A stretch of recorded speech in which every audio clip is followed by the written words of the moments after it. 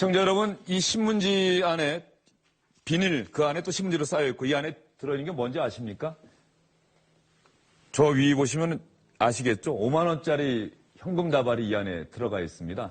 검찰이 자동차 회사죠. 한국GM의 전 노조 간부 집을 압수수색을 해봤더니 이 돈뭉치가 발견이 됐다고 하네요. 이 돈뭉치가 어디서 발견됐는지 아십니까? 이 전 노조 간부의 집 화장실 천장에 있었다고 합니다. 그래서 오늘 이 돈다발 사진을 오늘의 한 컷으로 선정을 해봤는데요. 임광희 기자. 네. 뭐 현금 뭉치가 있고 5만 원권이고 이렇게 많이 있으면은 이게 깨끗한 돈이라고 한다면 뭐 집 금고에 놔두거나 그랬을 텐데 화장실 천장에 놔뒀다. 뭔가 조금 구린 돈이라는 얘기인가요? 그러니까 몇 년 전에 또 그런 게 있었죠. 기억나실지 모르겠는데 마늘밭에서 돈 뭉치가 나오고, 그렇죠. 예, 전당포에서 나오고. 그러니까 분명히 좋지 깨끗한 돈이 아니기 때문에 어디에 숨겼겠죠. 우리도 만약에 아파트 화장실 공사하다가 갑자기 저런 돈 나오면 얼마나 반갑겠습니까? 그런데 이제 지난해 5월에 경찰이 압수수색을 했습니다. 한국GM, 자동차 만드는 회사죠. 한국GM의 전 노조 지부장 집을 압수수색을 했더니 이게 천장에서 4억 원이나 나왔고요. 또 트렁크에다가 우리 차 안에 노상 갖고 다니고 밖에다 세워놓은 트렁크 안에서도 현금 5천만 원이 발견됐습니다. 지금 인천지검이 이 압수수색하는 장면을 네네. 직접 찍은 화면이 나오고 있는데 그렇습니다. 지금 천장 위에 예, 화장실에서 배관도 보이고 예. 예. 이거 뜯어보니까 그렇게 돈이 뭉치가 나오길래 이게 뭔가 하고 꺼내보니까 5만 원권이 가득 들어있는 이게 무려 4억 원이 나오더라는 거예요. 그래서 보니까 조사를 해보니까 납품업체들한테 5억 6천만 원의 뒷돈을 받았고 하청업체 직원 3명에게 정규직 전환 채용 대가로 2,500만 원을 받은 혐의로 지금 검찰에 구속 기소돼 있습니다. 그렇다고 한다면 납품업체로부터 뒷돈을 받고 하청업체 직원에게는 정규직 전환 대가 받았다. 이게 노조 간부는 상당히 그 노조원들을 위해서 일하고 그래서 도덕성 측면에서 깨끗해야 되는데 좀 믿기가 좀 어려운 일이네요. 그렇죠. 이제 노조가 노조 운동을 하면서 사측과 얘기할 때 항상 하는 게 그런 도덕성 아니겠습니까? 우리는 어려운 노동자를 위해서 일을 한다. 그러니 여유가 있는 사측에서 우리에게 양보를 하라. 이게 이제 기본적인 노조가 사활을 대하는 자세인데, 그러면 가장 우리가 도덕성 아니겠습니까? 완전 흠결이 없어야 되는데, 이런 사실은 어떻게 보면은 비도덕한 걸 떠나서 정말 추잡한 범죄인 거죠. 왜냐하면 비정규직 노동자가 정말 어렵습니다. 그 비정규직 노동자가 정말 어려워서 정규직 채용을 하려고 하는데 거기서 돈을 받습니다. 2천만 원에서 7,500까지 받습니다.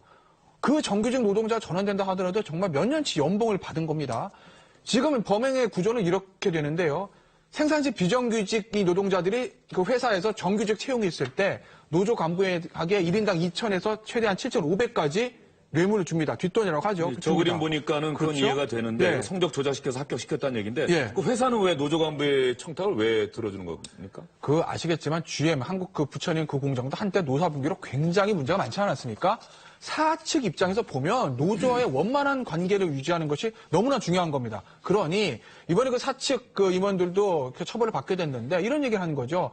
노조와의 원만한 관계를 위해서 우리가 어쩔 수 없었다. 물론 그렇다고 하더라도 그 사측 임원들의 어떤 행동도 당연히 용서받을 수는 없습니다. 근데 어쨌든 그들의 변명은 노조와의 원만한 관계를 위해서 그 부탁을 들어줄 수밖에 없었다는 겁니다. 이기성 기자, 이렇게 채용된 인원이 얼마나 된다고 합니까? 그 비리가 저질러진 게 2012년부터 2016년 5년간이었는데요. 보니까 그 한국 GM 부평 공장에 그 채용된 정규직 생산직 직원이죠. 사무직은 없었고요. 생산직 직원을 보니까 지금 나오고 있지만은 346명이 이제 그때 채용이 됐는데 이 중에 123명이 그렇게 부정 입사했으니까 35.5%나 됐고요. 더 놀라운 것은 2014년, 2015년 2년간의 수치를 보면은 합격자 중에서 무려 70%가 이렇게 비리로 입사를 했습니다. 이런 얘기를 들어보면 정상적으로 열심히 공부해서 채용 시험에 응시했던 오히려 다른 수험생들은 불이익을 크게 본 셈이 되는데 그 금품 제공 후에 정규직 채용 이 부분에 대해서 한 얘기가 있습니다. 한번 들어보시죠. 하청업체에서 10년간 일하면서 지난 8년 동안 정규직 채용에 지원을 했다. 주변에서 성실하다는 평가 받았지만 서류 전형도 나는 통과를 하지 못했다. 그런데 브로커에게 돈을 주자 바로 입사할 수 있었다. 박철하 평론가님, 이런 일 있을 때마다 그래서 우리 사회에 대해서 희망을 갖다가도 이런 일 생기면은 우리가 좀 절망하게 되고 그런 거 아니겠습니까? 그렇죠. 저는 특히 학교에 있을 때 그 제자들의 취업 문제가 커다란 관심사였는데요. 과연 저 친구들이 사회에 나가서 품었던 그 꿈이 온전하게 실현될 수 있을 것인가, 그런 점에서 참 안타까운 넘어서 분노할 만한 사건이라고 생각합니다. 저는 앞서 말씀하셨지만 노동자가 사측에 비해서 약자이지만 그래도 그 버틸 수 있는 것은 건강한 윤리 아니겠습니까? 우리는 일하는 사람으로서 내 노동을 통해서 내 삶을 갖고 가는 건강한 계급이다라는 것인데, 그런 건강한 노동 윤리의 타락이라는 것이 본인 자신들의 어떤 계급 자체의 기반을 허무는 일이라고 저는 생각을 해요. 그리고 또 하나는 이제 후쿠야마라는 미국 그 정치 사상가가 한 얘기인데, 선진국일수록 갖고 있는 것이 트러스트, 신뢰 자본인데, 우리가 지금 쌓아가야 하는 것이 바로 그런 것 아니겠습니까? 대통령 지금 탄핵 문제며 그 삼성의 문제며 이런 많은 것들이 신뢰 없이 어떤 편법으로, 흔히 말하는 꼼수로 일이 이루어지는 것에 대한 그 사회적 분노인데, 노동자들마저 이러는가라는 그 좀 참담한 심정입니다. 저도 학교에 있을 때 사실은 대학에도 비정규직이 있거든요.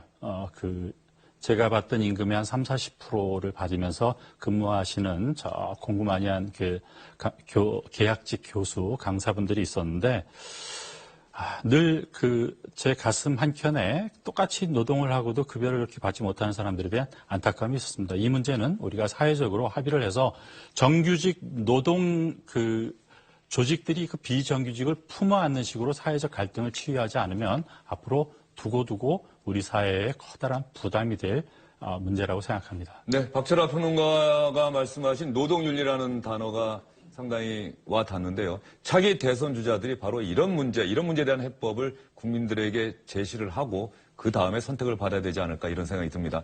지금까지 주영진의 뉴스 브리핑 선정한 오늘의 한 컷이었습니다.